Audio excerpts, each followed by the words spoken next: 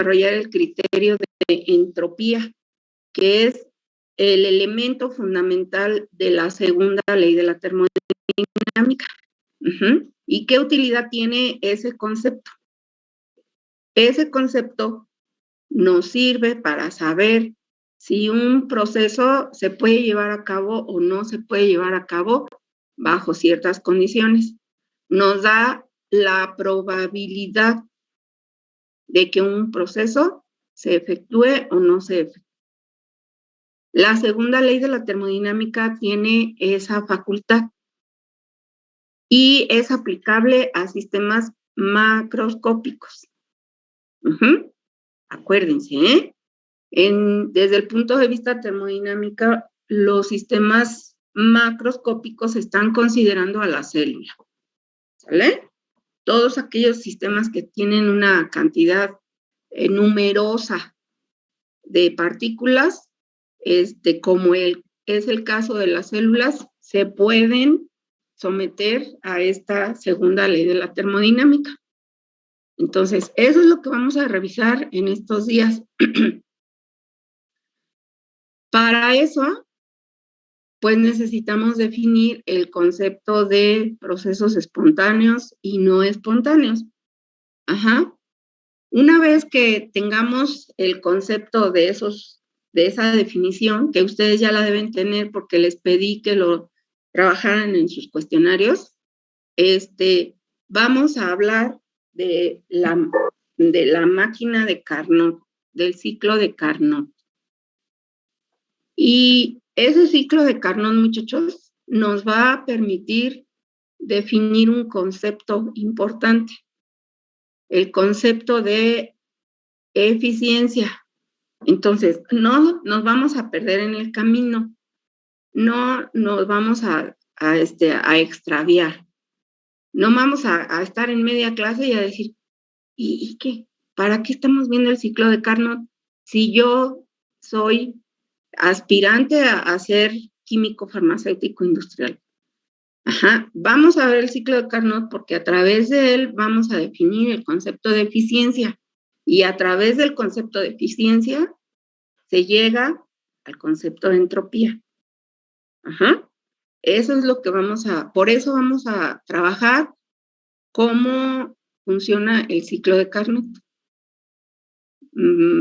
¿Queda claro lo que vamos a estar trabajando, por lo menos en esta clase? ¿Queda claro la razón de por qué vamos a revisar el ciclo de Carnot? Lo necesitamos para definir el concepto de eficiencia y posteriormente ese concepto de eficiencia nos va a permitir definir lo que es la entropía. La entropía es, así como en la primera ley de la termodinámica hablamos de conceptos fundamentales como energía interna, como calor, como trabajo, como entalpía, así en la segunda ley de la termodinámica el concepto fundamental es el concepto de entropía.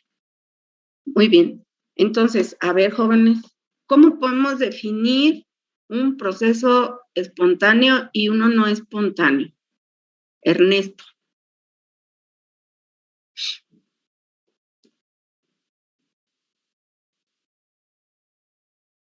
A ver. Dice que el proceso espontáneo es el que tiene una tendencia a producirse sin tener que ser realizado por una fuente externa. Y el no espontáneo sí requiere una fuente externa para poder ser realizado. Un proceso espontáneo es aquel que se lleva a cabo sin la necesidad de aplicar una fuerza externa. Y uno no espontáneo, pues es aquel que requiere de una fuerza externa para que se lleve a cabo. Y pues veamos, vamos a ver qué tenemos aquí para ustedes,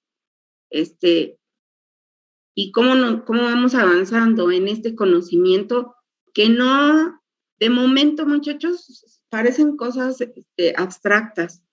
Sin embargo, no lo son porque son parte de nuestra realidad, son parte de lo que hay en la naturaleza. Nada más que estamos nosotros abordando estos aspectos ya con otra intención, ¿no? De que ustedes comprendan esos fenómenos desde un punto de vista de un estudiante de químico farmacéutico industrial. Bueno, entonces fíjense, aquí les muestro en esta imagen lo que vamos a revisar, por lo menos en la clase de hoy y la de mañana. Primero vamos a definir esto de procesos espontáneos y no espontáneos, que ya ustedes empezaron a dar esas definiciones. Después vamos a revisar con cierto detalle el ciclo de Carnot. Enseguida el concepto de eficiencia, calor reducido, calor elemental reducido, y finalmente estos conceptos nos permiten abordar el concepto de entropía. O sea, ¿qué significa la entropía? Y una expresión matemática con la cual se puede definir. Entonces, pues ya empezamos, ¿verdad? Ya ustedes ya me comentaron. Procesos espontáneos tienen un sentido inherente, aun cuando la energía se conserva. En otras palabras, son aquellos que se llevan a cabo sin necesidad de aplicar una fuerza externa. Y aquí les ponen un ejemplo, o les muestro un ejemplo, pues muy representativo. Si nosotros tenemos aquí, esta persona tiene un huevo o 2 huevos en la mano, si lo deja caer, pues lo que va a suceder es que se va a romper, va a llegar al piso o a la mesa o a donde esté, la mano del joven, y se romperán. No necesitan una fuerza externa para que se rompan. Simplemente el hecho de dejarlos caer hacen que estos se rompan. Es algo espontáneo. Imagínense lo contrario, ¿no? Imagínense lo contrario, que aquí del piso o de la mesa donde están, de forma espontánea, solitos, puedan pasar a este estado que está acá. Susto que nos llevamos, ¿no? Si pudiéramos ver eso. Hay por ahí una película que está bien fea, a mí no me gusta, de un individuo, ¿no? Que primero está narrando ahí su vida cuando es niño y se va regresando en el tiempo hasta que se hace adulto. La extraña, quién sabe qué cosa de Benjamín, quién sabe qué. Entonces, eso sería un ejemplo de un proceso no espontáneo, ¿no? Que primero empezara la vida con un bebé y luego al paso del tiempo, digo, de un hombre adulto, y luego al paso del tiempo va regresando su vida a convertirse en un bebé. Eso es algo no espontáneo, es algo no natural, digamos, ¿no? Entonces, veamos qué más tenemos aquí, ¿no?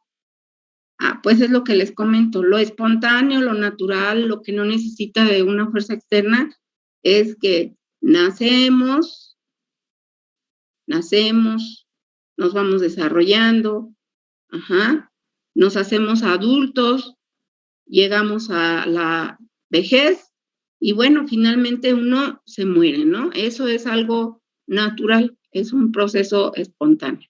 Es un ejemplo, otro ejemplo, ¿no? Muy claro de lo que es algo espontáneo. Lo no espontáneo, pues es lo inverso, lo que viene de acá para acá. Y es la película esa que a lo mejor alguien de ustedes ya la vio, que no sé, no le encuentro mucho sentido. Procesos espontáneos. Aquí hay otros ejemplos muy claros de lo que son los procesos espontáneos. Aquí en la imagen de la izquierda, ¿qué es lo que observan? En la imagen de la izquierda, en la parte superior. ¿Qué es eso? A ver, alguien que quiera comentar. ¿Qué es esto? Una cascada. Es una cascada. ¿Y cuál es el sentido del agua? Lo natural es que vaya de una zona más alta hacia una zona más baja. Esto es lo natural. El agua cae de forma natural, no necesita de una fuerza externa para que se lleve a cabo ese proceso. Desde el punto de vista termodinámico, hay un ejemplo muy ilustrativo y muy claro de lo que es un proceso espontáneo. Y es el hecho de que si entran en contacto dos cuerpos o dos objetos, ahora estoy hablando de la imagen que está del lado derecho en la parte superior, ¿qué es lo que observan? A ver, ¿qué me pueden decir de la imagen, aunque no se vean las letras? ¿Qué me pueden decir de esa imagen? Ahí se ve mejor, ¿no? Las letras. ¿Cuál sería la conclusión de la imagen que están viendo? Eso es un ejemplo de un proceso espontáneo. ¿Que se transfiere el calor del objeto más caliente al más frío? Así es. Eso es algo, sin lugar a dudas, es un proceso espontáneo. Ajá. Si están dos cuerpos que están en contacto y esos dos cuerpos tienen temperaturas diferentes, el calor se transfiere del objeto que tiene una temperatura más alta hacia el objeto que tiene una temperatura más baja. Ese es el proceso espontáneo natural que se da. No lo contrario. No necesita una fuerza externa para que ese flujo de calor vaya del cuerpo de mayor temperatura al cuerpo de menor temperatura. Y en la imagen que tenemos abajo, aquí, pues igual, cuando se tiene un objeto, como en este caso una botella que está en una rampa o en un plano inclinado, lo natural es que el sentido de la botella es de la parte que está más elevada hacia abajo. Ahí no se necesita aplicar una fuerza externa, simplemente se deja caer el objeto y el proceso es natural. No se necesita una fuerza externa para que se lleve a cabo dicho proceso. Eso es algo muy sencillo de visualizar, ¿no? Bueno, fíjense. Procesos no espontáneos. Aquí hay un par de ejemplos de procesos no espontáneos. Por ejemplo, cuando en el caso de los departamentos, la toma de agua que está en la calle está a un nivel más bajo que, por ejemplo, los tinacos que están hasta el techo de los edificios, ¿no? Y entonces, para que el agua pueda llegar a los tinacos, ¿qué se necesita aplicar? Para que el agua ¿Una bomba? Una bomba. Una bomba que empuja al agua hacia arriba y que pueda llenar los tinacos. La bomba está ejemplificando esa fuerza externa que se requiere para que se lleve a cabo el proceso de llenado del tinaco. Ese es un ejemplo de un proceso no espontáneo. Y otro, bueno, pues acá en la imagen que tenemos del lado derecho estamos observando un refrigerador que para mantener a una temperatura más baja el interior del sistema se necesita de una máquina que esté generando una temperatura más baja en el interior del refrigerador. Entonces, ese también es un ejemplo de un proceso no espontáneo. Entonces, fíjense, dicen, a ver, ¿por qué de los ejemplos que les estoy mostrando son muy claros, no? Son muy claros. ¿Cuáles son los espontáneos y cuáles son los no espontáneos? Pero piensen, por ejemplo, cuando ustedes van a recibir una serie de información a través de las materias que van a llevar durante el semestre que les van a permitir diseñar medicamentos. Entonces, fíjense, si ustedes están trabajando en el diseño de medicamentos, no es necesario que hagan una prueba con una gran cantidad de reactivos. Pueden hacer pruebas pequeñas y pueden determinar estos parámetros termodinámicos. Y al hacer esas determinaciones de esos parámetros termodinámicos, ustedes pueden decirle a, no sé, a algún fabricante, no, mira, este diseño que te estoy proponiendo es viable.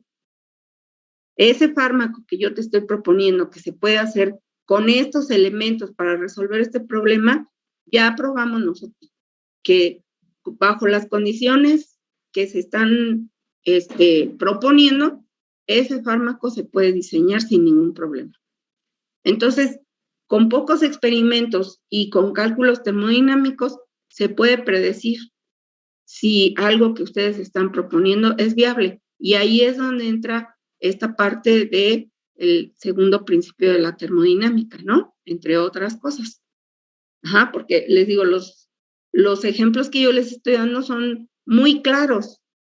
Ajá, porque queremos entender muy bien lo que son los procesos termodinámicos espontáneos y no espontáneos. Pero ya más adelante, esos criterios nos pueden indicar si lo que estamos proponiendo se puede llevar a cabo o no. Ajá. Bueno, entonces fíjense, aquí se revisa en esta parte del curso, se habla de las máquinas térmicas. De las máquinas térmicas, ¿por qué? ¿Por qué son máquinas térmicas? Porque funcionan con cambios de temperatura. Ajá. Como la máquina de vapor, ¿no? En aquella época cuando los trenes funcionaban como generando vapor para que las llantas se movieran. Los microorganismos, como lo que está aquí en la imagen del lado derecho, en la parte superior, ahí hay microorganismos que tienen una buena cantidad de partículas, por lo cual se pueden aplicar los principios termodinámicos. Ajá. La célula, ¿sí? O sea, células animales, células vegetales, y por supuesto, ¿no? Los humanos, los mamíferos, todos ellos haciendo estudios desde un punto de vista termodinámico, se puede considerar que son máquinas térmicas. ¿Me explico, jóvenes? ¿Sí? Sí, profesora. Gracias. Bueno, entonces fíjense, pues para poder definir el concepto de entropía, les comentaba cómo lo hemos estado revisando, lo hemos estado trabajando. Necesitamos idealizar los procesos para obtener expresiones que, aunque sean expresiones ideales, se pueden proyectar a cuestiones reales. Entonces, estamos construyendo las bases para hacer cálculos termodinámicos.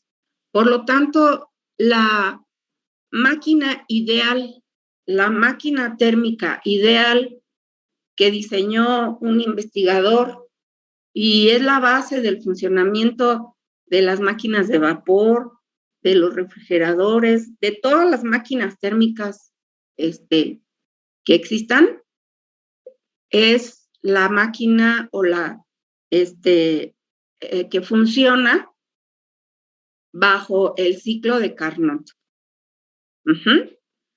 Esa máquina térmica es una máquina ideal y funciona con los supuestos que hizo este investigador que se apellidaba Carnot. Muy bien, pues vamos a hablar de la máquina de Carnot o del ciclo de Carnot. A ver, antes de que pase a la otra imagen, díganme, ¿qué leyeron del ciclo de Carnot? ¿Qué leyeron del ciclo de Carnot? A ver, le vamos a preguntar a Citlal Xochitl. Buenos días, compañera. Buenos días, profesora. A ver, hermosa, ¿qué nos puedes decir?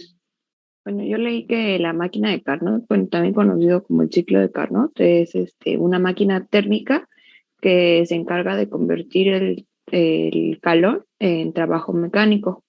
Ujú. Y ejemplos de ellos, pues era la locomotora de vapor, las turbinas, los motores de combustión interna.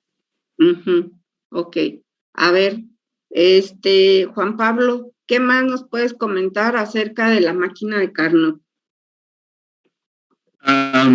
Que está construida a través de un cilindro que tiene un pistón sin peso ni fricción y que nos ayuda a comprobar que hay como un proceso adiabático y luego uno isotérmico y como que se cicla y siguen como que de adiabático a isotérmico y isotérmico a adiabático y así. Ajá. Ok. A ver, Itzel, Laura Itzel, buenos días. Estoy pasando lista, ¿eh? Buenos días. ¿Cuántas etapas tiene el ciclo de Carnot, hermosa? 4. 4. Ajá, tiene 4 etapas. Y es un ciclo, ¿verdad? Es un ciclo. ¿Qué significa que sea un ciclo? Marta Cassandra, buenos días. Buenos días, profesora. Significa que en algún momento va a estar o sea, por decirlo así, un ciclo se refiere a que es un proceso que va a estar en constante movimiento y que también es un proceso cíclico reversible. Y también como comentaba mi compañera que son 4 etapas porque son 2 transformaciones isotérmicas y 2 adiabáticas. Y ya ahí se va haciendo el ciclo cuando son 2 y 2 y así, bueno, relativamente primero es la expansión isotérmica, luego la expansión adiabática y otra vez la compresión isotérmica, luego la compresión adiabática y así va haciendo el ciclo. Ajá, o sea, partimos de un lugar y regresamos al mismo lugar después de que termina el proceso. Ajá, a eso se refiere con que sea un ciclo. Muy bien. Bueno, a ver, ahí va.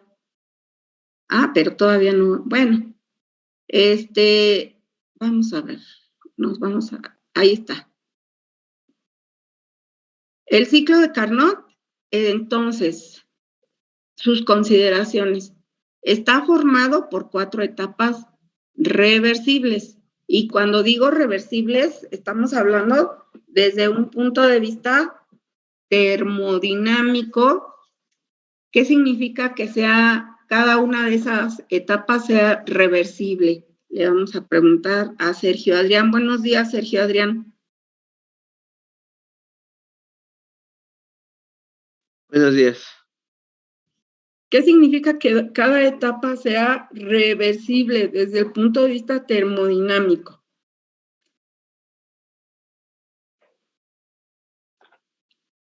Que Ajá. Sí, porque estamos ya entrando en materia y debemos comprender, ¿no? Lo que significa que cada etapa sea reversible desde un punto de vista termodinámico. Lisbeth Jacqueline, buenos días. Estoy pasando asistencia, ¿eh? Hola, buenos días. Ajá. A ver, hermosa, ¿qué significa que cada etapa sea reversible? ¿Puede regresar a su estado anterior? Ajá, que las variaciones de los parámetros que se están estudiando son infinitesimales y que en cualquier momento pueden regresar al estado anterior o pueden ir al estado inmediato siguiente. Estamos considerando eso. Entonces, por eso estamos diciendo que es una máquina ideal, que no es real. Sin embargo, otra vez vuelvo a insistir, ese hecho no quiere decir que no sea importante esto, ¿no? Porque son las bases. Primero idealizamos y posteriormente esas idealizaciones se pasan a lo real. Bueno, ya comentamos, es un proceso cíclico. Y otra consideración importantísima, bien importante, es que tiene 2 fuentes de calor. Ajá, esto es básico. Tiene dos fuentes de calor donde T1 es mayor que T2. Es decir, debe haber una diferencia de temperaturas para que el ciclo funcione. Si no se da esta situación, el ciclo no funciona. Aunque existan las otras consideraciones, si no hay una fuente o dos fuentes de calor con temperaturas distintas, el ciclo no funciona. ¿Sale? Entonces, fíjense bien, vamos a considerar que tenemos un mol de gas con un comportamiento ideal. Y ese mol de gas lo vamos a tener en un cilindro, en un cilindro. Y ese cilindro va a tener un pistón o va a estar cerrado aquí para que el gas se mantenga en ese sistema. La primera etapa de ese ciclo de Carnot es, vamos a considerar entonces que yo tengo ese mol de gas en un cilindro con un pistón y lo llevo a un lugar donde la temperatura sea constante. Y el primer paso es una expansión a temperatura constante. Por lo tanto, es una expansión isotérmica. Después, a ese cilindro lo llevo a un lugar donde haya una serie de paredes adiabáticas. En ese caso se tendría un sistema aislado. Un proceso adiabático, muchachos, no se lleva a cabo en un sistema cerrado. Se lleva a cabo en un sistema aislado. Por los que allá respondieron a una preguntita que les hice en el examen y me ponen que un proceso adiabático se lleva a cabo en un sistema cerrado, no. Debe ser aislado para que no haya flujo de calor. Entonces, posteriormente de ese proceso que se lleva a cabo a temperatura constante, se somete a una expansión adiabática en un lugar donde esté aislado y no haya flujo de calor. Enseguida, el sistema se vuelve a llevar o el cilindro se vuelve a llevar a un lugar donde la temperatura se mantenga constante y se somete a una compresión isotérmica. Y finalmente se somete ese cilindro a una compresión adiabática donde no hay flujo de calor. Y esto estaría representándose a través de este esquema. Bueno, fíjense bien. Entonces, si yo quiero representar esas 4 etapas o esos 4 procesos que están representando el funcionamiento de una máquina térmica, a través de una gráfica, ¿en qué tipo de gráfica lo haríamos? ¿Cuáles serían las variables que yo manejo para que pueda representar de manera gráfica ese ciclo? ¿Cuáles son? ¿Volumen? Presión y volumen. Presión y volumen. Y entonces, la gráfica ideal es esta que les muestro del lado izquierdo, en la parte superior. Y fíjense, vamos a pensar que empezamos aquí. Y nos vamos para acá, de aquí para acá. Sería mi primera etapa.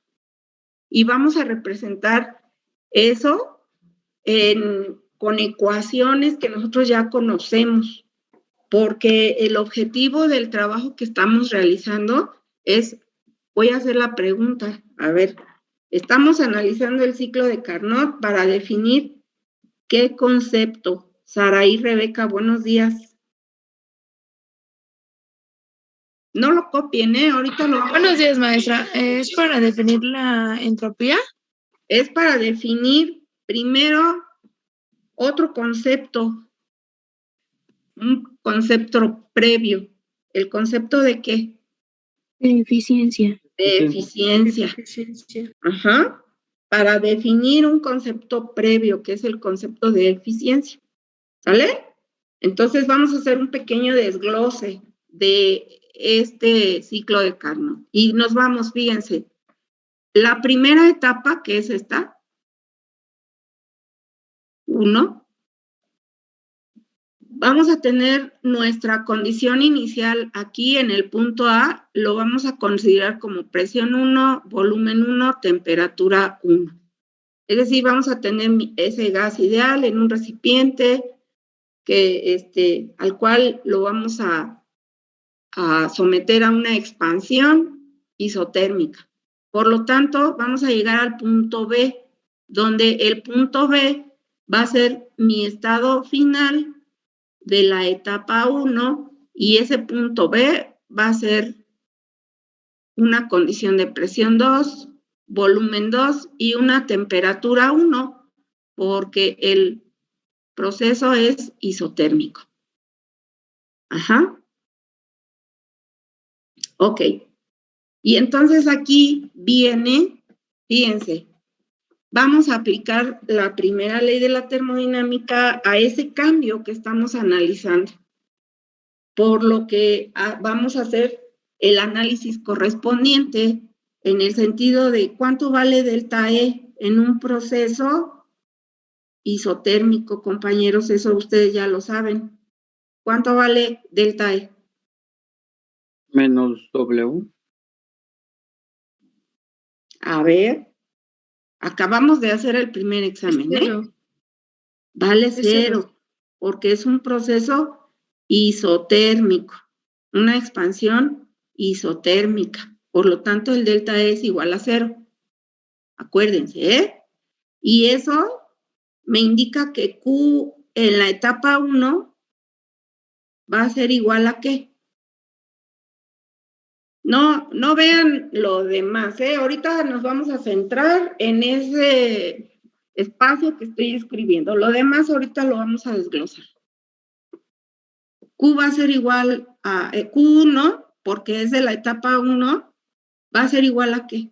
Aplicando primera ley de la termodinámica. Igual a W. Igual a W. ¿Igual a qué?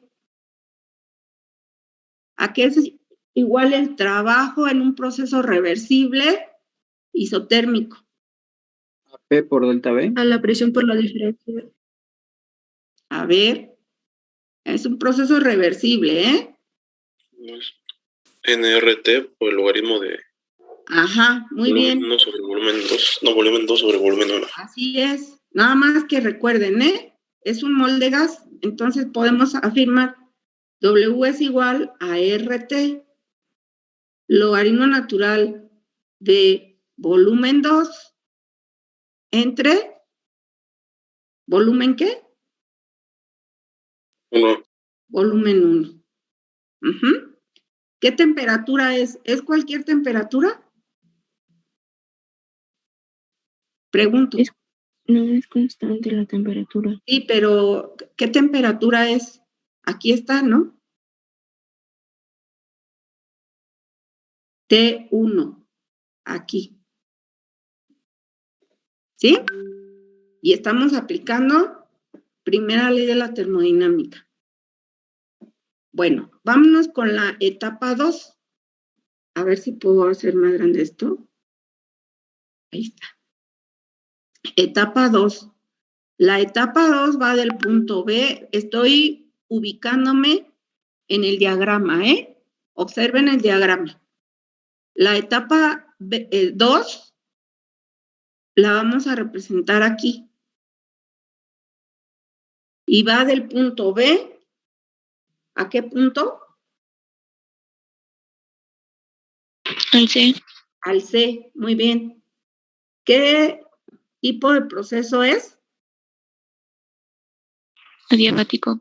Ajá, es una expansión adiabática. Aquí está. Por lo tanto, Q, ¿cuánto vale? 0. Cero. No hay flujo de calor. Ajá, en esa etapa. Ajá. Entonces, en esa etapa de expansión adiabática, mi condición inicial es presión 2, volumen 2, temperatura 1. Aquí vean lo que estoy marcando en el diagrama. Y voy a llegar a qué condición final en esa etapa de expansión adiabática. Ahí está en el cuadro. ¿Qué sería? Presión 3, volumen 3 y temperatura. Ajá, presión 3, volumen 3, temperatura 2. Bueno, entonces, primera ley, aplicando primera ley, dado que Q2, ¿no? Porque es en la etapa 2, Q2 es igual a 0, ¿cuánto vale? ¿A qué es igual el delta E? Menos el trabajo. A menos el trabajo. En la etapa 2. Y el trabajo, acuérdense, es igual a menos CB por T2 menos T1. Eso lo marca la consideración de que estamos hablando de un proceso adiabático. ¿Queda? Bueno, fíjense bien. Después vamos a analizar la etapa 3. La etapa 3 va del punto C al punto D. ¿Cuál es la condición inicial de la compresión isotérmica que se efectúa o que se lleva a cabo en esa etapa 3 y está representada aquí, del punto C al punto D? Condición inicial, presión 3, volumen 3, temperatura 2. Condición final, aquí, sería presión 4, volumen 4, temperatura ¿qué? 2. 2. ¿Por qué? Pues porque es un proceso isotérmico. Y entonces, otra vez hablamos sobre la primera ley de la termodinámica. ¿Cuánto vale delta E?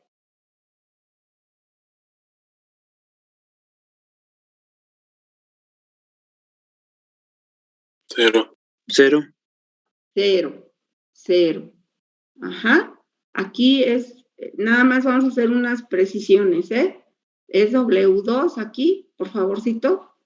Aquí es W2. Y nos vamos, ¿no? En la etapa 3, entonces el delta E es igual a 0. Y aquí tendríamos Q3 igual a ¿qué?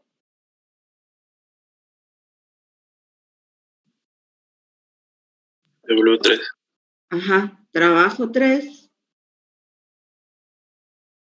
¿Igual a qué? ¿Me dicen, por favor?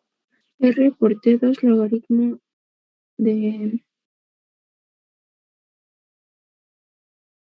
¿De quién? V4 sobre V3. Así es, de V4 sobre V3.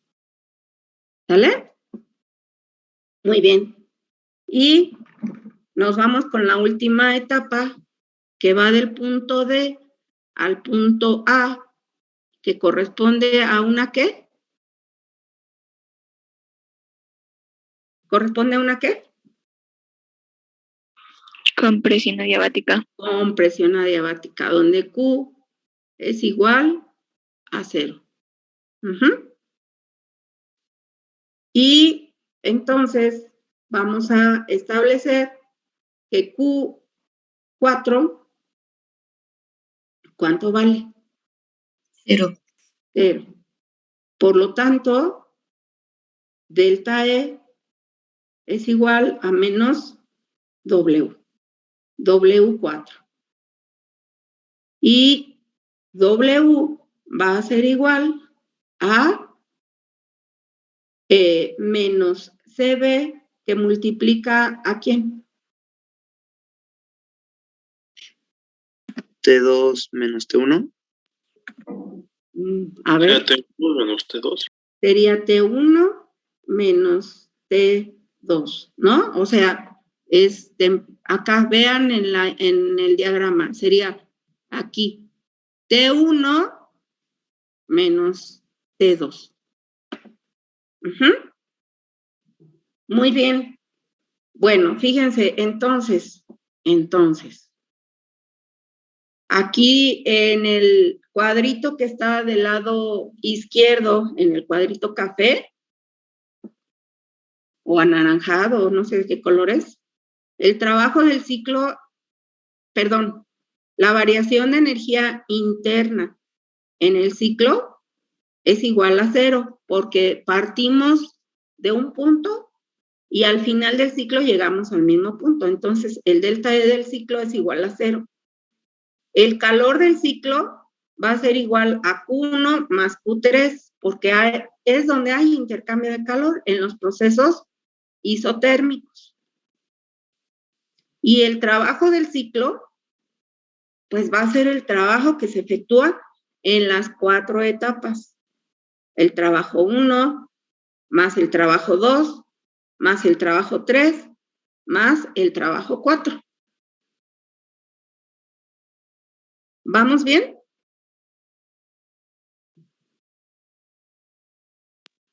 Sí. Proyectos de CUFI, vamos bien. Entonces, fíjense, observen, con calma, con calma. Vayan escribiéndolo despacito.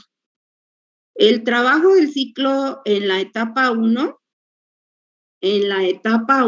aquí está, es R por T1, aquí está, miren, por el logaritmo natural de B2 entre B1. Ahí está. Ajá.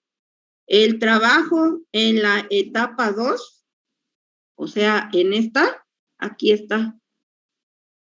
Aquí está. Es esto. Es menos CB que multiplica T2 menos T1. Más el trabajo del ciclo en la etapa 3 corresponde a esto. RT2, logaritmo natural de B4 entre B3. Más el trabajo del ciclo en la etapa 4, que corresponde a esto.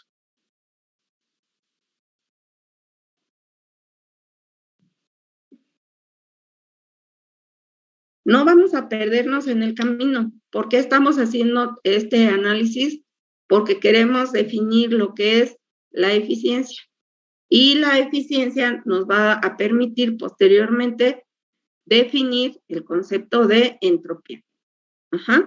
Que es, digamos, el concepto fundamental de la segunda ley de la termodinámica. Muy bien. De esta ecuación grande que obtenemos, ¿qué elementos puedo eliminar? ¿Qué puedo eliminar? ¿Qué términos? Pregunto, ¿qué términos puedo eliminar? Menos CB por T2 menos T1. Con ¿por qué? Porque aquí, fíjense, aquí tengo T2 menos T1 y aquí tengo T1 menos T2. O sea, es el mismo valor, pero con signo contrario. Por lo que puedo finalmente encontrar que el trabajo del ciclo es igual a esta expresión. Bueno, fíjense bien. De ahí vamos a hacer otro desarrollo que lo vamos a complementar con lo que acabamos de encontrar. Bueno, fíjense bien. Para un proceso adiabático, ¿dónde lo voy a poner? Aquí.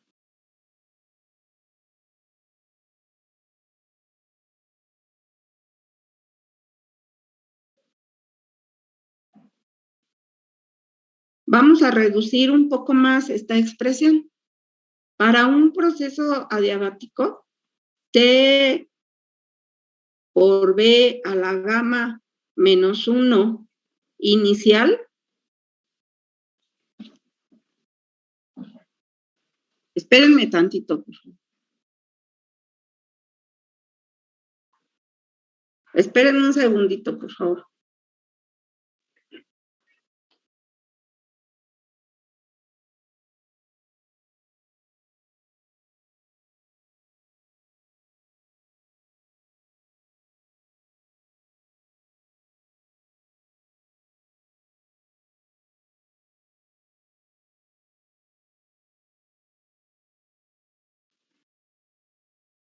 ¿Va a ser igual a qué, compañeros?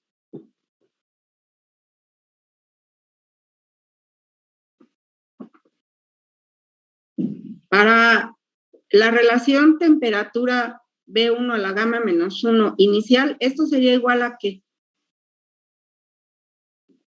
¿A qué sería igual? A ver, vamos a... ¿A qué sería igual? En un proceso adiabático. ¿Qué me falta ponerle aquí abajo? Final, ¿no? Ajá, sí, final, muy bien. Sería igual a eso, de manera general. Y eso que acabo de poner ahorita, lo vamos a poner para el análisis que estamos haciendo del ciclo de Carnot. O sea, fíjense. Para esta condición, voy a borrar todo ahorita para que no se vea todo rayado. Ay, me va a borrar lo que puse, no mejor. Bueno, vamos a considerar esta condición y esta condición. Ajá, aquí teníamos temperatura 1, volumen 2 y presión 2. Y aquí teníamos temperatura 2, volumen 3 y presión 3, ¿verdad? Entonces, aplicando para un proceso adiabático, vamos a tener condición inicial, sería temperatura 1, volumen 2 a la gamma menos 1, sería igual a ¿qué? ¿Me dicen, por favor? Considerando que esta es la condición inicial y esta es la condición final. ¿Sería igual a qué? A temperatura 2, volumen 3, a la gamma menos 1. Ajá, muy bien. Y ahora nos vamos a ir a esta otra condición. De aquí a acá, porque este es el otro proceso adiabático que existe ahí. Entonces tendríamos temperatura 1, volumen 1, presión 1, y acá, ¿cuál sería la condición final?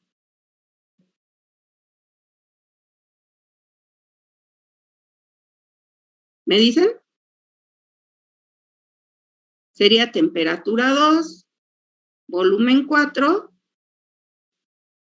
presión 4, ¿no? Para el proceso adiabático.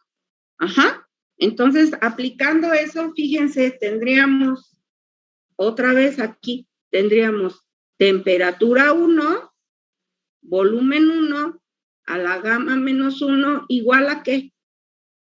¿Cuál es la condición final aquí?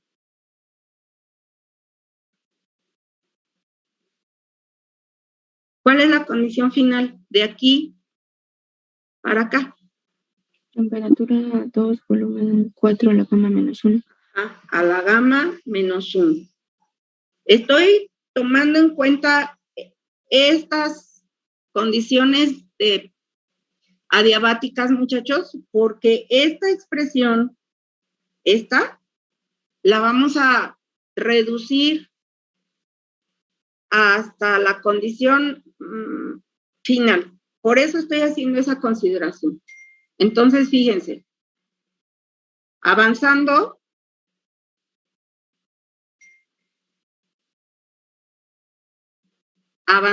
con estas dos expresiones, estas que acabo de hacer, vamos a dividir, vamos a ponerle aquí 1 y esta 2.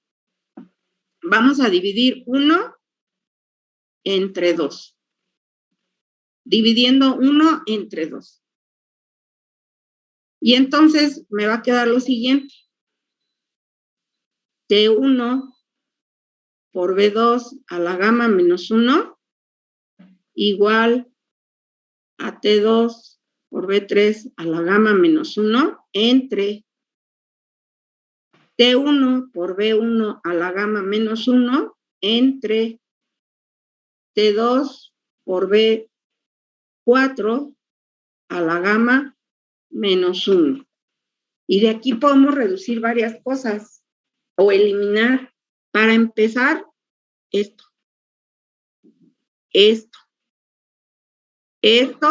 y esto y esto. Y de aquí vamos a encontrar lo siguiente, vean, B2 entre B1 es igual a B3 entre B4. Y entonces, vean, encontramos una igualdad de volúmenes que lo vamos a trabajar con esta parte de la expresión, vean, esto y esto. Ajá. Entonces, fíjense, yo voy a retomar trabajo del ciclo, va a ser igual a RT1 logaritmo natural de B2 entre B1.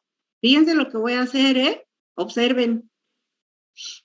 Menos RT2 logaritmo natural de ¿quién? De B4 sobre B3. Ajá, de B4 sobre B3. Ajá. ¿Por qué? Por esto que estamos encontrando aquí. Si yo invierto, fíjense, si esto lo paso para acá, entonces aquí le vamos a cambiar el signo. Y entonces vamos a tener el trabajo del ciclo va a ser igual a RT2 logaritmo natural de, bueno, vamos a B2 entre B1 menos R, aquí es T1.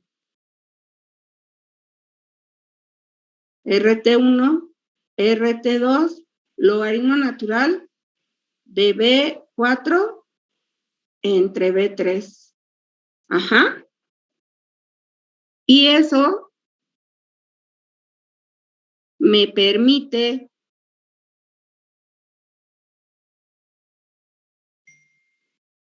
reducir aún más la expresión. Podríamos entonces establecer, fíjense lo que vamos a considerar, R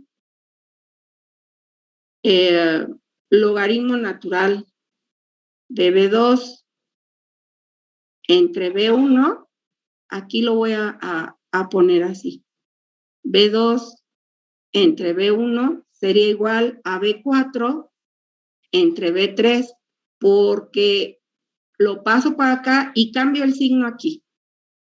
Ajá. Quedaría R logaritmo natural,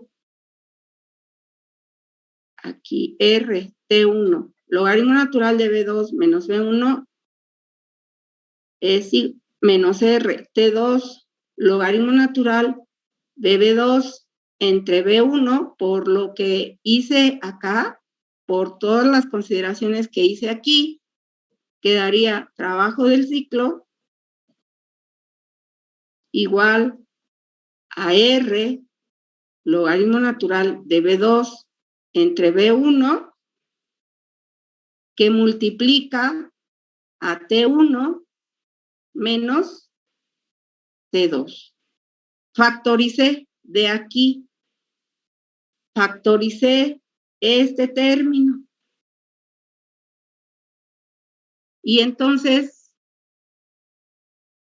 puedo establecer que el trabajo del ciclo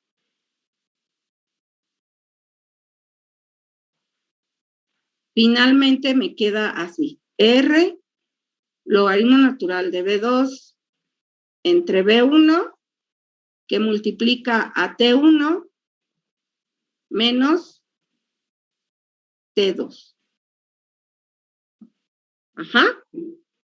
Entonces, fíjense, haciendo este trabajo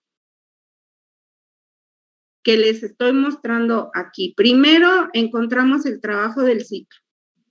Después consideramos para procesos adiabáticos la condición inicial y final.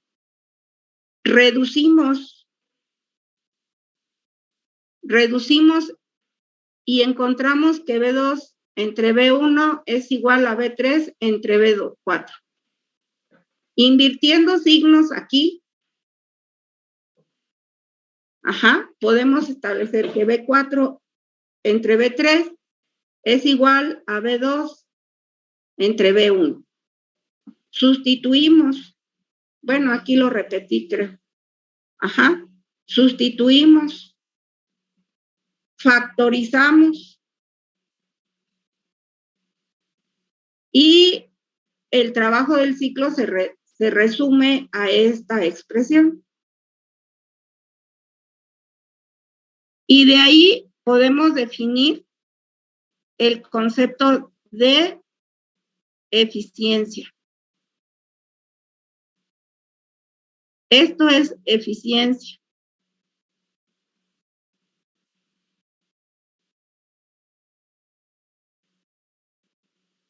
La eficiencia, muchachos, se define como el trabajo del ciclo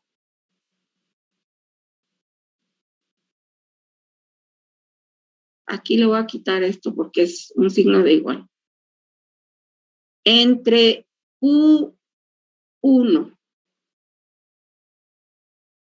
La eficiencia es trabajo del ciclo entre Q1. Entonces, como yo sé a qué es igual el trabajo del ciclo,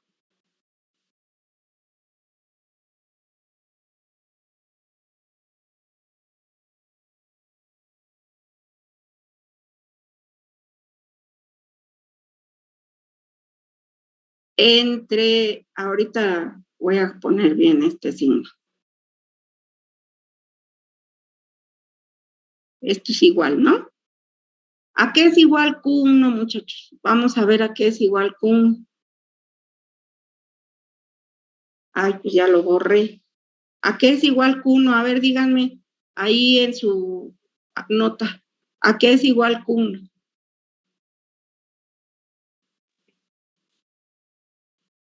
¿A qué es igual Q1? A ver, Francisco. Al trabajo 1. ¿Y a qué es igual el trabajo 1? RT1 logaritmo natural de V2 entre V1. Entre V1. Entonces dividimos aquí RT1 logaritmo natural de B2 entre B1. ¿Y qué puedo eliminar de esa ecuación? ¿Qué puedo eliminar de eso que acabo de escribir? Díganme, por favor. R con R. ¿Qué otra cosa puedo eliminar? Logaritmo. Entonces, ¿qué me queda? que la eficiencia va a ser igual a ¿qué? ¿Me dicen, por favor?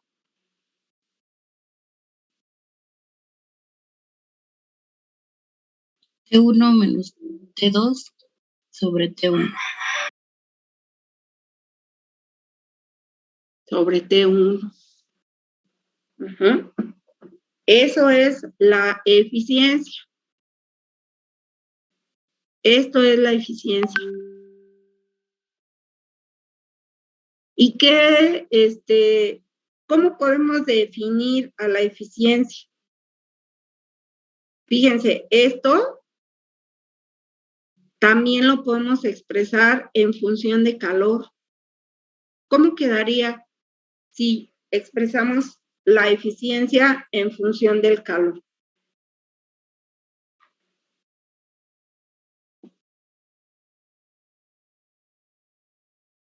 Pregunto, ¿cómo creen que podría quedar la eficiencia en función del calor?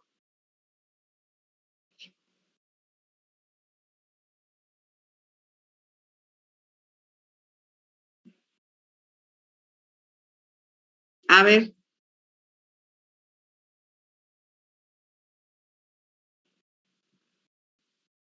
Fíjense, esta T1 está relacionada ¿con quién?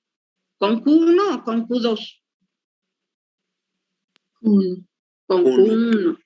Entonces, podríamos también expresarlo Q1 menos Q2 entre Q1. Y recuerden, hay otra consideración que hicimos cuando empezamos a trabajar esto del ciclo de Carnot. Dijimos que T1, ¿cómo debe ser comparado con T2? Mayor. Mayor. Ajá.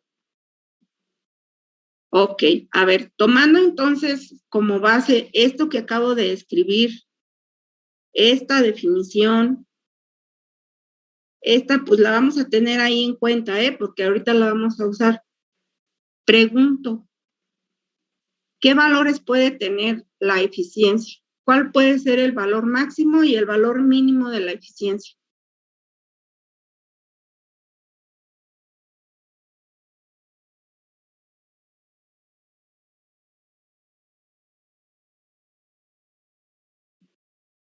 A ver, jóvenes. ¿Entre qué valores se mueve la eficiencia? 0 y 1. Entre 0 y 1. A ver, y ahora me dicen, por favor, ¿cuándo la eficiencia es igual a 0?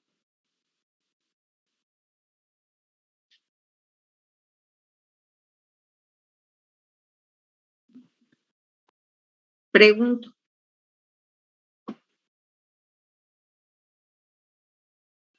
A ver, vayan pensándole en lo que pasa o asistencia y ahí está en la pantallita ¿Es cuando es mayor, T2 mayor que 1? A ver, otra vez. Sería cuando temperatura 2 es mayor que la 1. Cuando la temperatura 2 es mayor que la 1. Sí. Pues habría entonces ahí un valor negativo, ¿no? Sería más bien cuando la temperatura 2 es igual que T1, ¿no? Así es, así es. Cuando T1 es igual a T2, entonces la eficiencia es igual a 0. ¿Y eso qué implica? Pues implica que no, fíjense, la eficiencia, aquí lo estamos observando, aquí, en esta definición. ¿Qué es la eficiencia? De acuerdo a esa expresión que le puse un punto rojo, ¿qué es la eficiencia?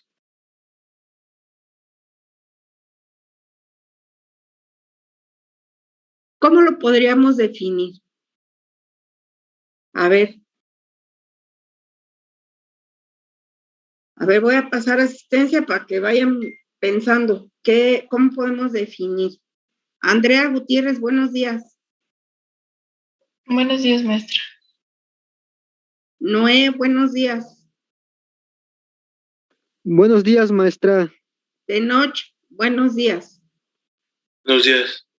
Mercury Javier, buenos días. Buenos días. Juan Pablo, pues ya lo saludé. Ernesto, buenos días. Buenos días, maestra. Francisco Mijangos, buenos días. Buenos días. Sara Mari Raquel, buenos días. Buenos días. Nancy Esmeralda, buenos días. Buenos días. Alessandra Denise, buenos días.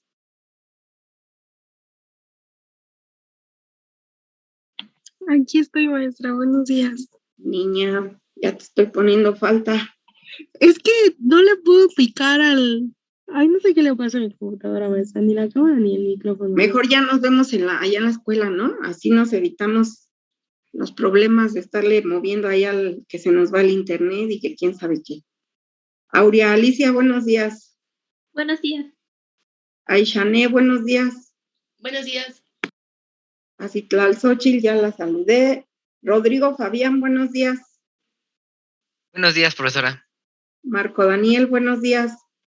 Buenos días. María Fernanda, buenos días. Buenos días, profesora.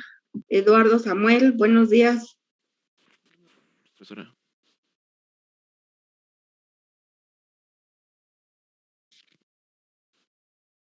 ¿Sí me María escucha? Fernanda Santiago, buenos días. Buenos días, profesora. María Fernanda Estrajón, buenos días. Itzel Areli, buenos días. Buenos días. Leticia Torres, buenos días.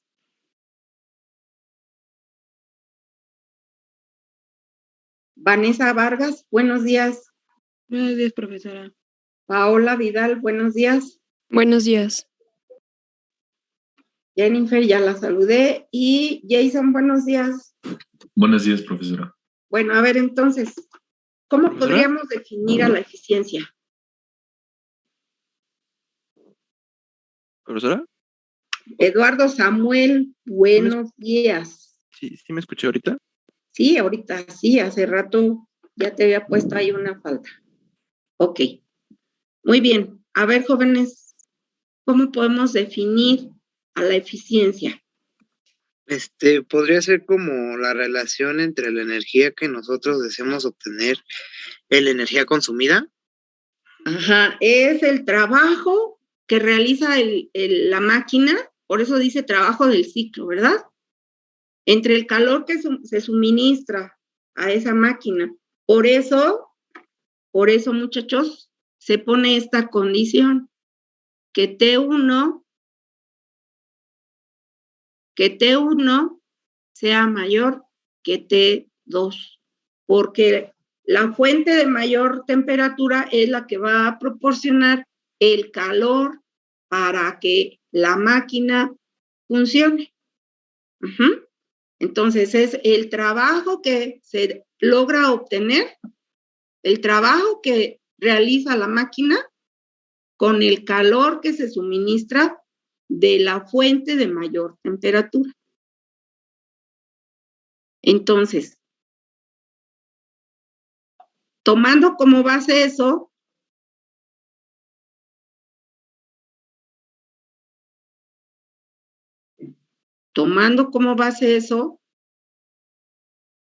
si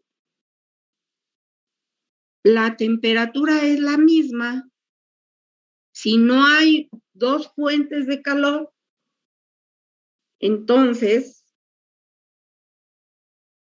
si la temperatura es la misma, si no hay dos fuentes de calor, entonces, pues, la eficiencia es igual a cero, no tenemos una máquina térmica. Ese concepto de máquina térmica implica o involucra que por lo menos haya dos fuentes de temperatura. ¿Sale? Bueno, ¿cuál es el máximo valor que puede tomar la eficiencia entonces? 1. Ajá, 1. ¿Qué implica que n sea igual a 1, muchachos? Que T2 sea igual a 0. A ver, marcó otra vez porque no te escuché. Que T2 sea igual a 0. ¿Que T2 sea igual a 0? A ver, pues sí.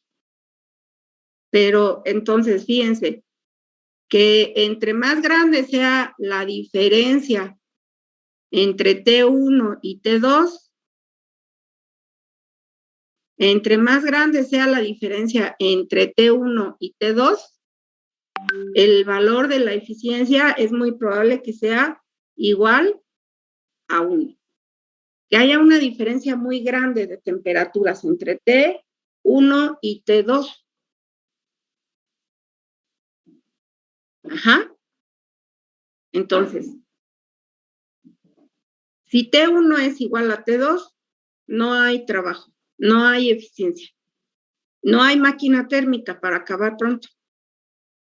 Cuando N o la eficiencia es igual a 1, implica que la diferencia de temperaturas entre las dos fuentes de calor es muy grande. Significa que mucho de ese calor que está entrando a la máquina, al ciclo de Carnot, se está convirtiendo en trabajo.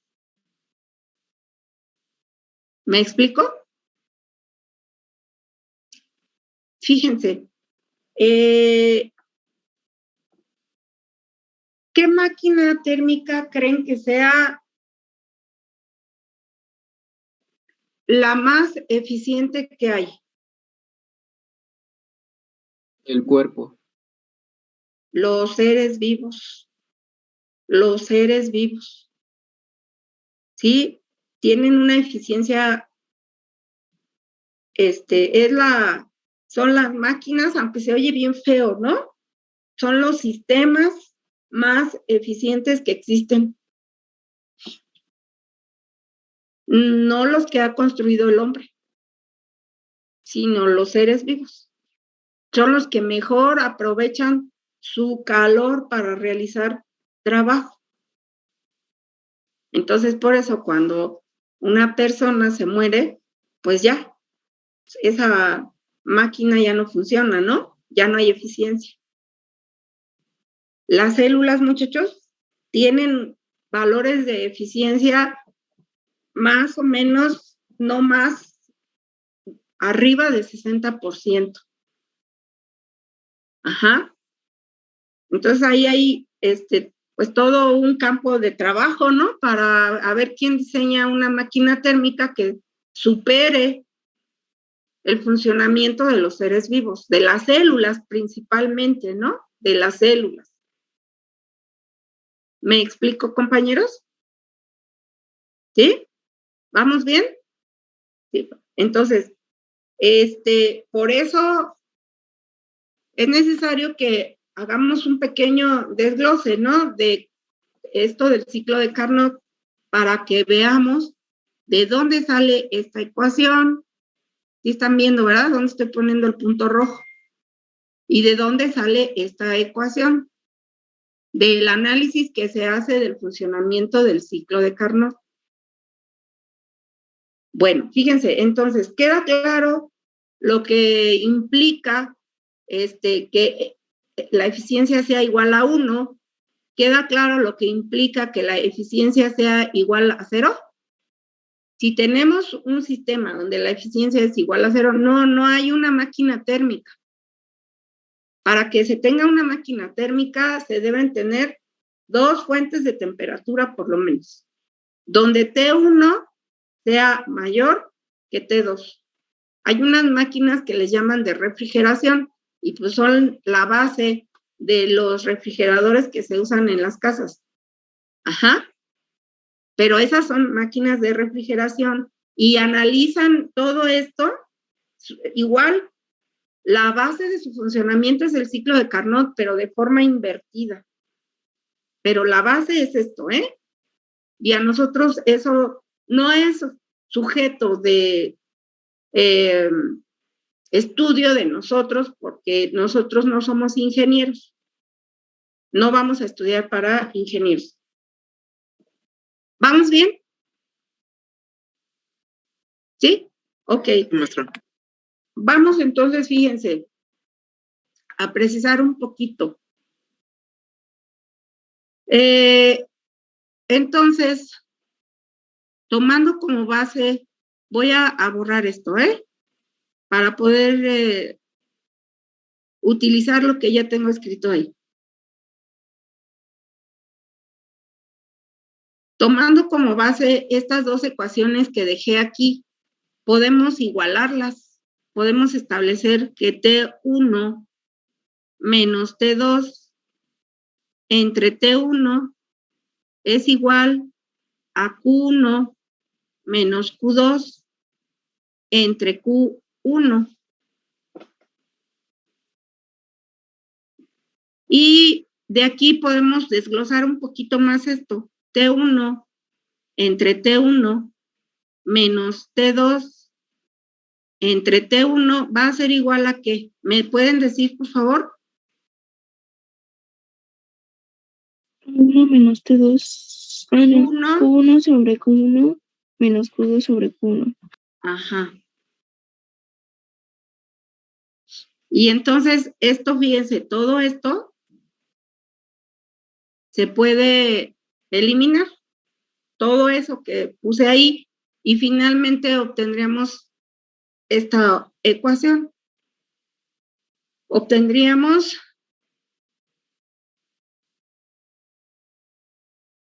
T2 entre T1 es igual a Q2 entre Q1. Y reordenando esto, podríamos establecer Q1 entre ¿qué? Condiciones iniciales. Q1 entre T1 sería igual a Q2 ¿entre qué? ¿Qué le pongo ahí? T2. Ajá. A este término, muchachos, Q entre T, se le conoce como calor reducido.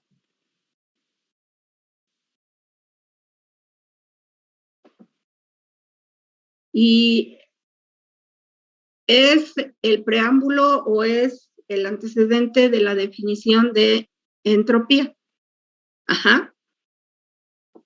Fíjense, si yo establezco 1 entre T1 menos Q2 entre T2, ¿a qué va a ser igual eso?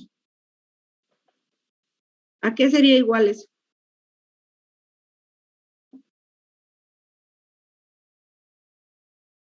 O sea, tomé como base esta ecuación. ¿A qué es igual esto?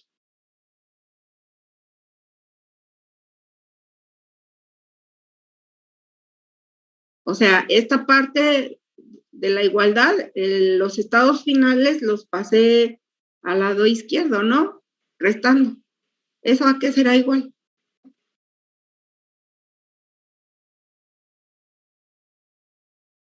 ¿Igual a qué? Matemáticamente hablando, ¿a qué es igual eso? Eso que puse ahí. ¿Una resta podría ser un cambio? ¿Es igual a qué? Es desde el punto de vista matemático. ¿Cero? A cero. A cero. Muy bien. Ajá. Q1 entre T1 menos Q2 entre T2 es igual a 0. Ajá. Y de ahí sale algo importante y escríbanlo, por favor. La suma, escríbanlo, no lo voy a poner yo ahí en el pizarroncito. La suma de los calores reducidos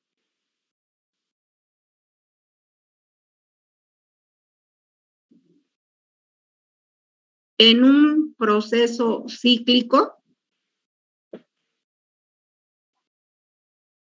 ¿Por qué digo que en un proceso cíclico, compañeros? La suma de los calores reducidos en un proceso cíclico ¿Por qué digo que en un proceso cíclico?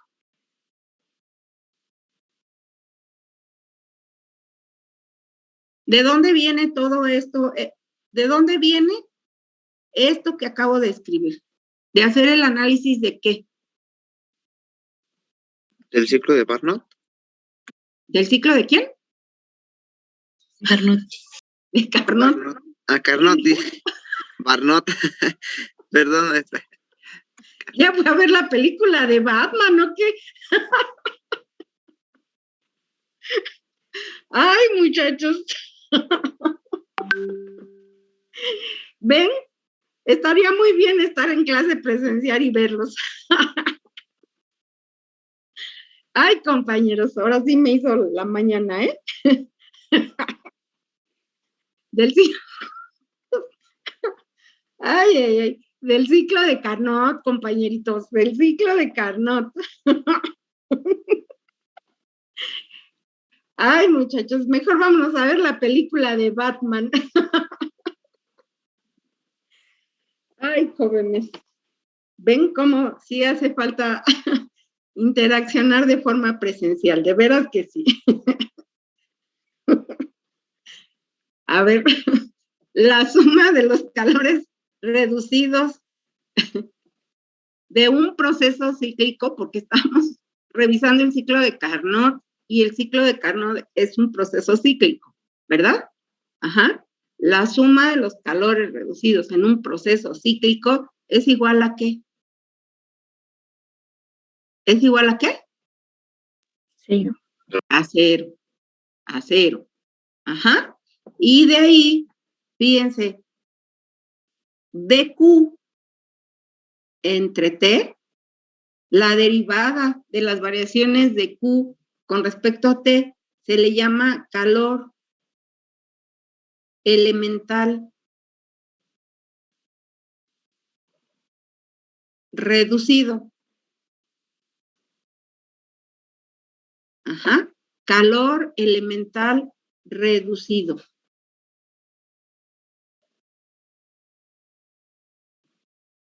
Y también se puede establecer lo mismo. También se puede establecer, lo mismo.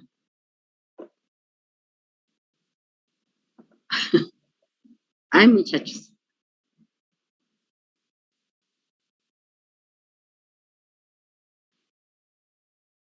Lo voy a escribir. D1 entre T1 menos DQ2 entre T2 es igual a 0. Y lo mismo, ahí entonces, la suma de los calores elementales reducidos en un proceso cíclico es igual a 0. Y esto, muchachos, es la base para definir el concepto de entropía. La entropía, entonces, es equivalente a este concepto. De manera general, dQ entre T es igual a ds. S, entonces, es entropía.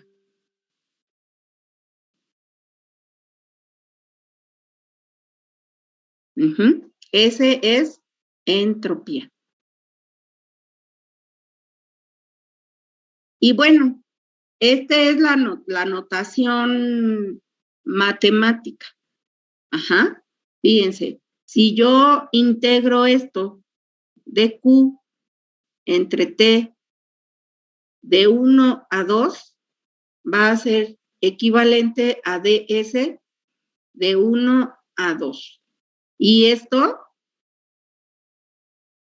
ds, lo voy a poner acá, ds entre T de 1 a 2 es igual a, perdón, es que ya me estoy distrayendo por estar pensando lo que dijo el compañero, ¿eh? ds sería igual a S2 menos S1. Y esto también, pues es igual al delta S. Y bueno, ahí dice uno, híjoles, pues finalmente, ¿qué cosa es la entropía, no? Esto que acabamos de escribir nos demuestra de dónde sale este término del análisis del ciclo de Carnot. Pero finalmente, ¿qué cosa es la entropía? ¿Qué cosa es la entropía? La entropía es la medida del grado de desorden en un sistema. Es la medida del grado de desorden en un sistema. Para llegar aquí,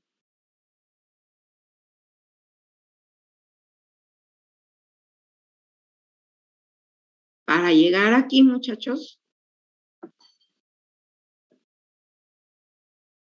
¿qué tuvimos que hacer para llegar a este concepto? ¿Qué tuvimos que hacer? A ver, de forma resumida, ¿qué tuvimos que hacer?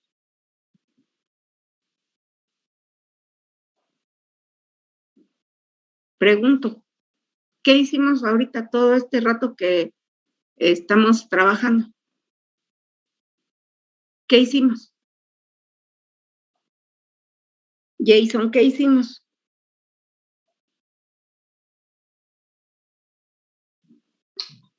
Pues estuvimos viendo como tal cada ciclo del ciclo de Carnot. Bueno, cada Estuvimos etapa. analizando Cada con etapa.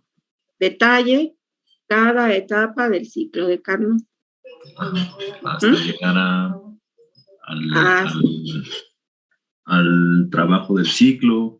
Vimos la del trabajo del ciclo, la eficiencia, y ahorita esto. Y ahora llegamos a este concepto.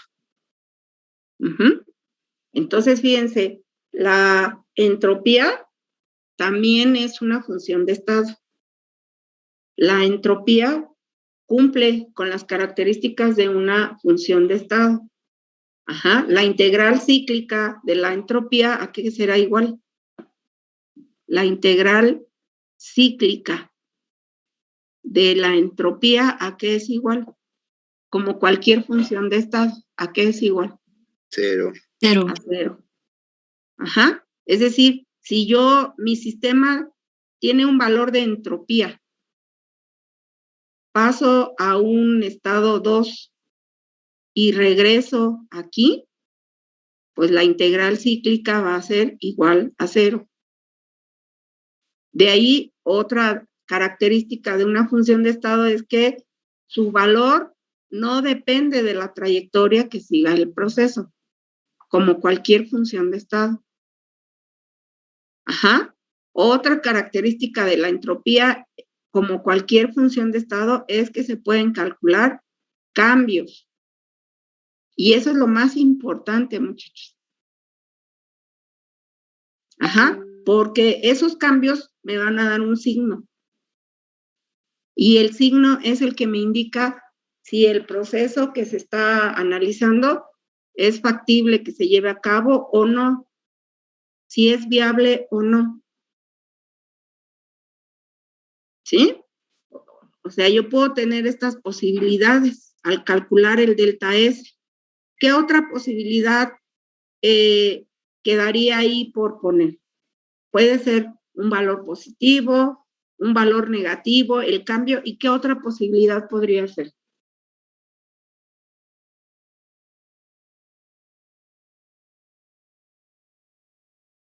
¿Solo existen esas dos posibilidades? Pregunto. Pues sería el 0.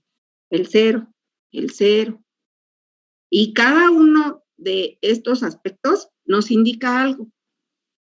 Si el delta S es positivo, implica, fíjense, ya sabemos que delta S es igual a S2 menos S1. Si el delta S es positivo, implica que S2, ¿cómo es comparado con S1? Más grande. Más grande. Ahí es 1, no 2.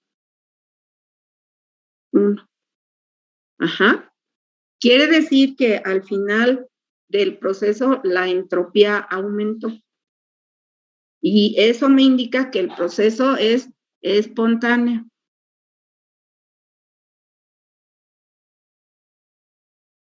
Espontáneo. Escríbanlo completo ustedes. Proceso espontáneo. A ver si...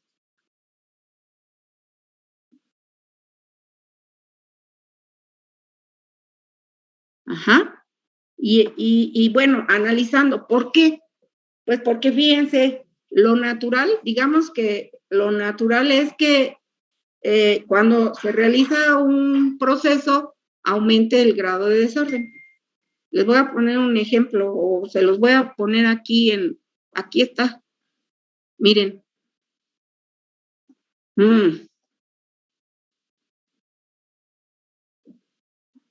Miren. ¿Qué es lo natural? Pues cuando alguien habita una recámara, un espacio, lo natural es que tengan un desorden. Y que entre más tiempo estén ahí, más desorden se genere. Eso es lo natural. Ajá. Vamos a pensar de otra forma. Vamos a pensar que ya estamos yendo a la escuela y que ustedes a lo mejor en su casa hay alguien que les apoye en el arreglo de sus cosas personales, ¿no? Entonces, ustedes salen, a lo mejor su mamá les ordena el cuarto, les arregla muy bien la recámara, y cuando llegan de la escuela, pues lo que hacen es se quitan los zapatos, los avientan por allá, se cambian la ropa, la dejan por allá mal puesta, se ponen una ropa cómoda, ¿no? Se acuestan, dejan todo destendido. Eso es lo natural, que aumenta el grado de desorden. Ajá. Por eso se considera que los procesos espontáneos,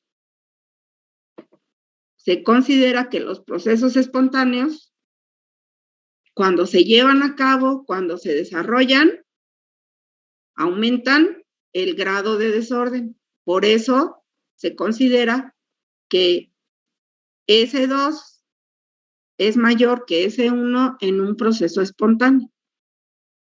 Para que delta S sea negativo, entonces S2, ¿cómo debe de ser comparado con S1? Menor. Entonces, esto está haciendo referencia a un proceso no espontáneo.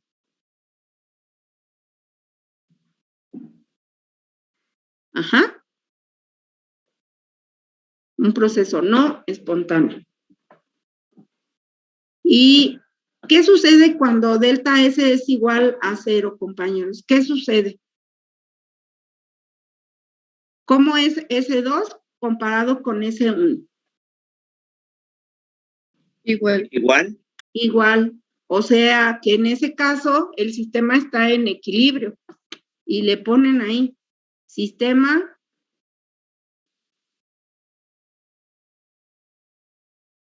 en equilibrio. Es decir, que si se llevó a cabo un proceso, no hubo cambio en la entropía del sistema. Ajá.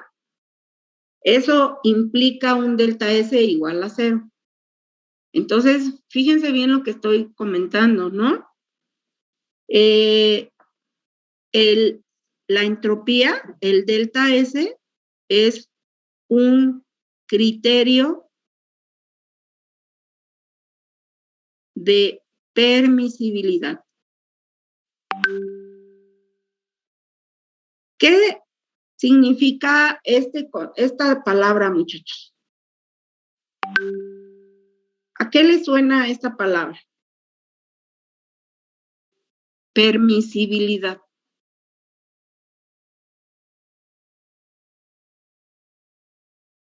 A ver, Aurea, ¿a qué te suena esa palabra? Permisibilidad.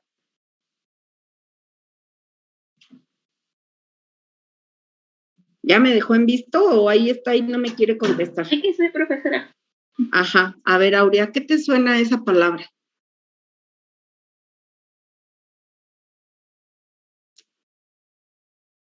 Paola Vidal, ¿a qué te suena esa palabra?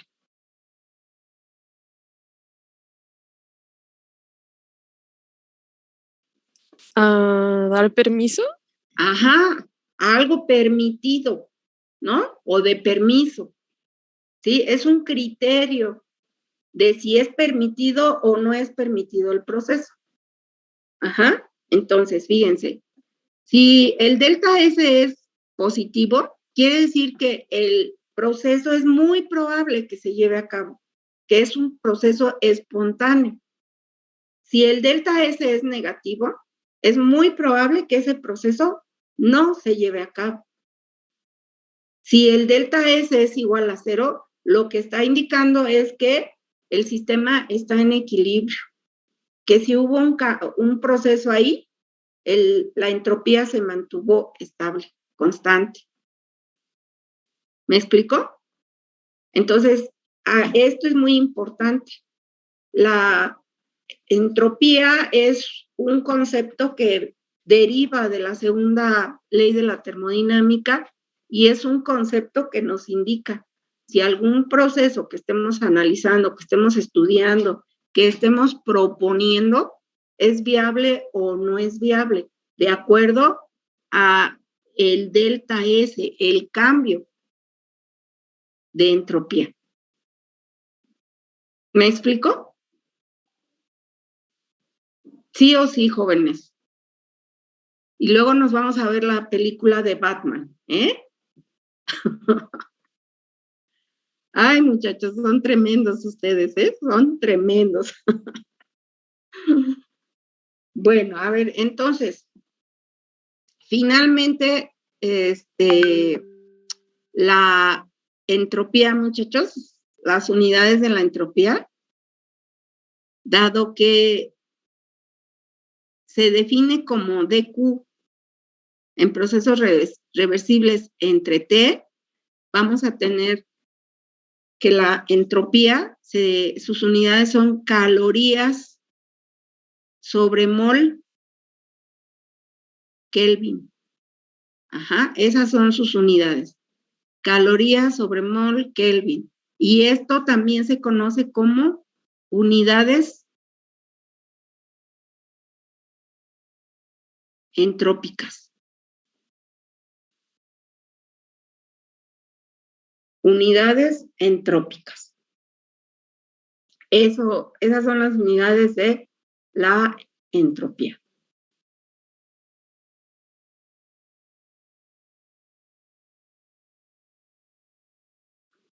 ¿Alguna pregunta, compañeros?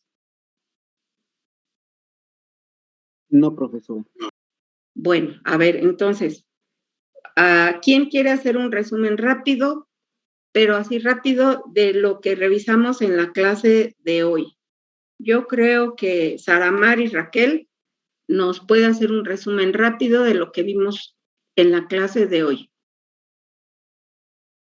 Sí, pues primero definimos, dimos como un panorama general de lo que íbamos a ver hoy y empezamos también a ver el ciclo de Carnot.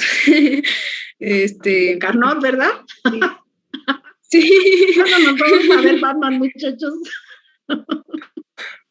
Ay, compañero, no es en mala onda, pero ahora sí nos hiciste el día, ¿eh? Adelante, compañera. ¿Verdad que el día del examen se van a acordar? El ciclo de Carnot, el día del examen. Sí, adelante, compañera. Bueno, analizamos cada etapa del ciclo de Carnot y empezamos a emplear fórmulas en un proceso adiabático para lo que era pues la eficiencia de una máquina térmica. Posterior a ese, pues definimos también lo que era la entropía y ya. Ajá, ¿sale? Fíjense, entonces, primero definimos procesos espontáneos, no espontáneos. Hablamos de la utilidad de la segunda ley de la termodinámica. Es importante que les quede bien claro. La utilidad de la segunda ley de la termodinámica es que define el concepto de entropía y a través de la variación de entropía nosotros podemos definir o predecir si un proceso es viable o no es viable. Ajá. Enseguida vimos el ciclo de Carnot porque haciendo un análisis detallado de él, podemos encontrar el concepto de eficiencia. Eficiencia dijimos que es el trabajo del ciclo entre el calor de la fuente de temperatura más alta. Ajá. Vimos entre qué rangos se puede medir o se puede tener un valor de eficiencia entre 0 y 1. 0 implica que no hay máquina térmica, que el sistema está en una temperatura determinada, no hay cambios, no hay fuentes de calor para que funcione esa máquina. Ajá. Si tenemos un valor de eficiencia igual a 1 o al 100%, quiere decir que esa máquina prácticamente todo el calor que está entrando al sistema se está convirtiendo en trabajo. Eso es algo irreal, eso no existe. Dijimos que las máquinas térmicas más eficientes que existen son los seres vivos, aunque se oiga bien feo eso de que las máquinas térmicas. Ajá. Encontramos el concepto de calor elemental reducido y finalmente encontramos el concepto de entropía, que es una función de estado y como función de estado cumple con cualquier característica de una función de estado, como que la integral cíclica es igual a 0, como que se pueden calcular variaciones, como que un cuerpo tiene un valor de entropía independientemente de que realice un proceso o no. Ajá. Y finalmente vimos que las variaciones de entropía nos indican, son criterios de permisibilidad. Si un proceso está permitido o no está permitido. Revisen esto, muchachos. Repasen esta clase porque es una clase bastante fuerte en cuanto a contenidos. ¿Algún comentario? ¿No? No, profesora. Muy bien, pues voy a quitar la presentación. Y pues vamos a ¿cómo se dice? A reposar tantito, ¿no? Ahorita tienen otra clase, entonces despéjense, tomen agua, vayan al baño, ríanse un poco.